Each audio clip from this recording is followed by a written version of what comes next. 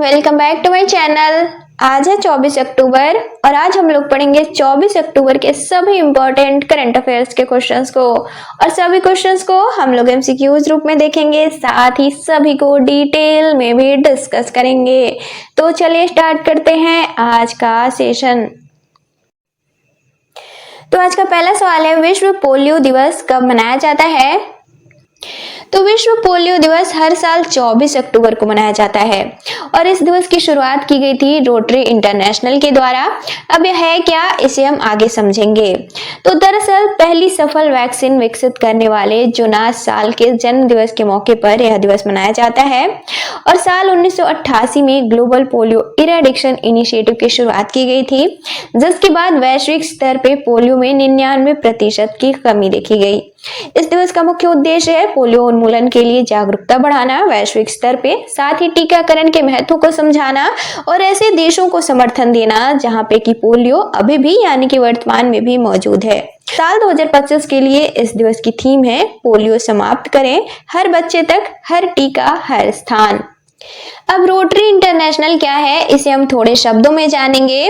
तो दरअसल यह वैश्विक स्तर पे मानवता की सेवा करने वाला एक संगठन है। अब इसका नाम रोटरी कैसे पड़ा?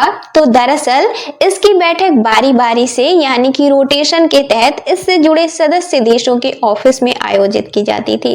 इसके बाद इसका नाम रोटरी पड़ा और इसकी स्थापना 23 फरवरी साल 1905 को की गई थी और इसके संस्थापक थे पॉल पी हैरिस और इसकी स्थापना अमेरिका के शिकागो में की गई थी।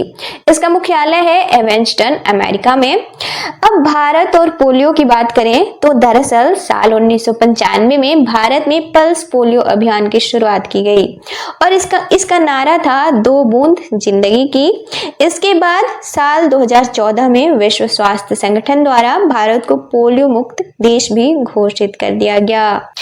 लेकिन अब पोलियो आखिर है क्या? तो दरअसल यह एक वायरस जनित संक्रामक रोग है और खास तौर पे 5 वर्ष से कम आयु के बच्चे इससे प्रभावित होते हैं। और यह कैसे फैलता है? तो दरअसल दूषित पानी से या फिर भोजन के माध्यम से यह फैलता है। तो आंसर हो जाएगा ऑप्शन डी, 24 अक्टूबर। अगला सवाल है, उड़ान योजना का उद्देश्य क्या है? तो उड़ान योजना का मुख्य उद्देश्य क्या है? अब यह सवाल क्यों? तो दरअसल हाल ही में उड़ान योजना के 9 वर्ष पूरे हुए हैं। अब कब हुए हैं और उड़ान योजना है क्या, इसे समझते हैं। तो उड़ान योजना, तो उड़ान का पूरा नाम है उड़े देश का आम नागरिक। दरअसल इसकी शुरुआत 23 अक्टूबर साल 2016 को की गई थी और इसकी पहली उड़ान 27 अप्रैल साल 2017 को हिमाचल प्रदेश के शिमला से दिल्ली के बीच की गई थी। किस मंत्रालय के तहत ये कार्य करता है? तो नागरिक उड्डयन मंत्रालय। इसका मुख्य उद्देश्य है देश के आम नागरिकों को सस्ती हवाई यात्रा की सुविधा देना, साथ ही क्षेत्रीय हवाई संपर्क को बढ़ावा देना। तो आंसर हो जाएगा ऑप्शन बी, आम नागरिकों के लिए हवाई यात्रा सुलभ और साथ ही सस्ती बनाना। अगला सवाल है, हाल ही में आईयूसीएन का 90वां राज्य सदस्य कौन बना है? तो दरअसल हाल ही में आईयूसीएन का 90वां राज्य सदस्य तुवालू बना है। अब तुवालू क्या है? तो तुवालू देश है, इसे हम आगे देखेंगे। तो अब क्या है आईयूसीएन राज्य सदस्य? तो दरअसल आईयूसीएन में सदस्यता 4 श्रेणियों के तहत होती है। अब ये 4 श्रेणियां कौन सी हैं? चारों श्रेणियां में देश तो नहीं होंगे। तो दरअसल इसमें पहली श्रेणी है राज्य सदस्य की। अभी राज्य सदस्य क्या होते हैं? तो दरअसल यह कोई भी ऐसे देश होते हैं जो कि आईयूसीएन के संविधान को स्वीकार करते हैं और साथ ही सदस्यता ग्रहण करते हैं। और जब भी कोई देश ऐसा करता है तो आईयूसीएन की नीति निर्णयों में भाग ले सकता है। इसके अलावा वोटिंग भी कर सकता है। अगली श्रेणी है सरकारी एजेंसियां, जिनमें की राज्य सरकार की एजेंसियां या फिर मंत्रालय शामिल होती हैं। तीसरा है एनजीओ सदस्य, यानी कि गैर सरकारी संस्थाएं या फिर पर्यावरण संगठन इसमें शामिल होते हैं। चौथा होता है अंतर्राष्ट्रीय संगठन, इसमें वैश्विक पर्यावरणीय संस्थाएं शामिल होती हैं। अब IUCN क्या है, इसे हम थोड़े शब्दों में जानेंगे, इसके बाद जानेंगे तुवालू देश के बारे में। तो IUCN इसका पूरा नाम है international union for conservation of nature, अंतर्राष्ट्रीय प्रकृति संरक्षण संघ। यह एक वैश्विक संगठन है जो कि प्रकृति संरक्षण, साथ ही जैव विविधता और पर्यावरणीय स्थिरता को बढ़ावा देने के लिए काम करता है और इसकी स्थापना साल 1948 में की गई थी। इसका मुख्यालय यानी कि हेडक्वार्टर है स्विट्जरलैंड के ग्लैंड शहर में। इसके सदस्य हैं, वर्तमान में राज्य सदस्य देश हैं 90। इसके अलावा इसके टोटल सदस्य हैं 161, यानी कि चारों श्रेणियों को मिलाकर 161 इसके सदस्य हैं और इसके वर्तमान अध्यक्ष हैं रजान खलीफा अल मुबारक। तो अब तुवालू, तो दरअसल यह एक ओशनिया महाद्वीप या फिर इसे ऑस्ट्रेलिया महाद्वीप भी कहा जाता है का एक देश है। इसकी राजधानी है फुनाफुटी और यहाँ की मुद्रा है डॉलर। तो आंसर हो जाएगा ऑप्शन ए तुवालू। अगला सवाल है, किस भारतीय शहर में 9वें दीपोत्सव के मौके पे 26 लाख से ज्यादा दिए जलाकर गिनीज वर्ल्ड रिकॉर्ड बनाया गया है? तो दरअसल हाल ही में उत्तर प्रदेश के शहर अयोध्या में 9वें दीपोत्सव के मौके पे 26,17,215 मिट्टी के दिए एक साथ जलाए गए, जो कि सरयू नदी के 56 घाटों पे ये दिए जलाए गए। इसके बाद इसे Guinness book of world records में दर्ज किया गया। तो आंसर हो जाएगा ऑप्शन बी अयोध्या। अगला सवाल है, अंडर 20 फीफा वर्ल्ड कप 2025 का खिताब किसने जीता है? तो अंडर 20 फीफा वर्ल्ड कप 2025 तो दरअसल हाल ही में संपन्न हुआ है। इसका आयोजन चिली के सैंटियागो शहर में किया गया था। इसमें विजेता रही है मोरक्को की टीम, उप विजेता रही है अर्जेंटीना की टीम और मोरक्को पहली बार यह खिताब जीता है मोरक्को ने, और घाना के बाद खिताब जीतने वाला दूसरा अफ्रीकी देश बना है मोरक्को। इससे पहले घाना ने जीता था साल 2009 में। अब अंडर 20 फीफा वर्ल्ड कप तो दरअसल यह फीफा द्वारा आयोजित किया जाने वाला अंतर्राष्ट्रीय फुटबॉल टूर्नामेंट है और हर 2 वर्षों पे यह आयोजित किया जाता है और इसकी शुरुआत साल 1977 में की गई थी। इसका मुख्य उद्देश्य है युवा प्रतिभाशाली खिलाड़ियों को एक मंच प्रदान करना। तो आंसर हो जाएगा ऑप्शन डी मोरक्को। अगला सवाल है, हाल ही में विपो की सलाहकार बोर्ड के अध्यक्ष के तौर पे किस भारतीय को नियुक्त किया गया है? तो दिल्ली उच्च न्यायालय की जस्टिस यानी कि न्यायमूर्ति प्रतिभा एम सिंह को हाल ही में विपो के सलाहकार बोर्ड के अध्यक्ष के तौर पर नियुक्त किया गया है। अब विपो क्या है इसे आगे समझेंगे, पहले देखते हैं विपो के सलाहकार बोर्ड के बारे में जानेंगे। तो दरअसल प्रतिभा एम सिंह का विपो के सलाहकार बोर्ड के अध्यक्ष के तौर पे कार्यकाल रहेगा 2025 से 2027 तक। अब क्या है विपो की सलाहकार बोर्ड? तो दरअसल यह ऐसी समिति है जो कि विपो के कामकाज और साथ ही निर्णयों में सलाह और मार्गदर्शन प्रदान करती है। तो अब विपो क्या है? तो इसका पूरा नाम है वर्ल्ड इंटेलेक्चुअल प्रॉपर्टी ऑर्गेनाइजेशन, विश्व बौद्धिक संपदा संगठन। इसकी स्थापना 14 जुलाई साल 1967 को की गई थी। इसका मुख्यालय स्विट्जरलैंड के जिनेवा शहर में है। इसका मुख्य उद्देश्य है बौद्धिक संपदा अधिकारों की सुरक्षा करना और साथ ही इनके विकास को बढ़ावा देना। वर्तमान महानिदेशक हैं विपो के डैरेन टैंग। इसमें सदस्य देश हैं वर्तमान में 193 और भारत साल 1975 में सदस्य बना था विपो का। तो आंसर हो जाएगा option A Pratibha M Singh. अगला सवाल है, जेमेक्स सैन्य अभ्यास भारत और किस देश से संबंधित है? तो अब जेमेक्स सैन्य अभ्यास किन देशों से संबंधित है, यह सवाल क्यों, यानी कि भारत और किस देश से संबंधित है, यह सवाल क्यों? तो दरअसल हाल ही में इसका आयोजन किया गया था। कब किया गया था ये हम आगे समझेंगे, पहले देखते हैं जेमेक्स सैन्य अभ्यास है क्या।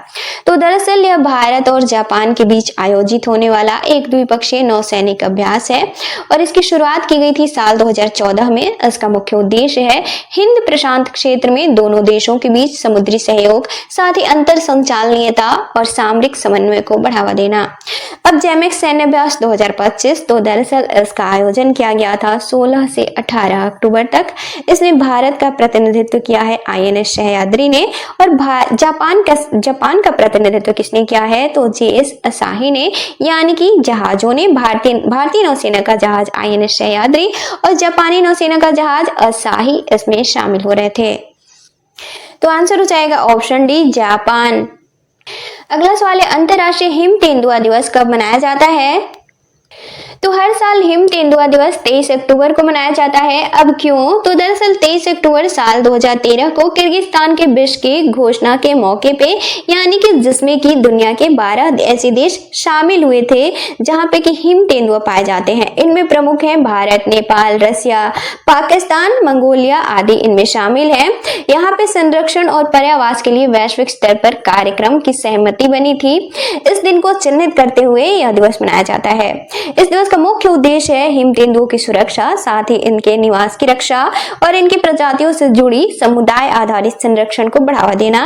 और IUCN की श्रेणी संकटग्रस्त के अंतर्गत ये आते हैं। साल 2025 के लिए इस दिवस की थीम है भविष्य की पीढ़ियों के लिए हिम तेंदुआ के आवासों की सुरक्षा। तो आंसर हो जाएगा ऑप्शन डी 23 अक्टूबर। अगला सवाल है, हाल ही में भारत ने काबुल में अपने तकनीकी मिशन को किस स्तर पे उन्नत किया है?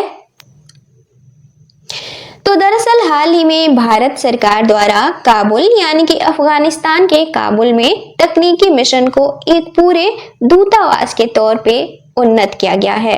अब यह है क्या, इसका अर्थ क्या है, तो इसे हम थोड़े शब्दों में समझेंगे। तो दरअसल अगस्त साल 2021 में तालिबान का सत्ता में आगमन हुआ था, यानी कि अफगानिस्तान में। इसके बाद काबुल में स्थित भारत सरकार द्वारा अपने दूतावास को अस्थायी तौर पे बंद कर दिया गया था। इसके बाद जून साल 2022 में तकनीकी मिशन को सीमित तौर पे यहाँ पे स्थापित किया गया, जिसका कि मुख्य उद्देश्य था मानवीय सहायता और साथ ही विकास परियोजनाओं की निगरानी करना।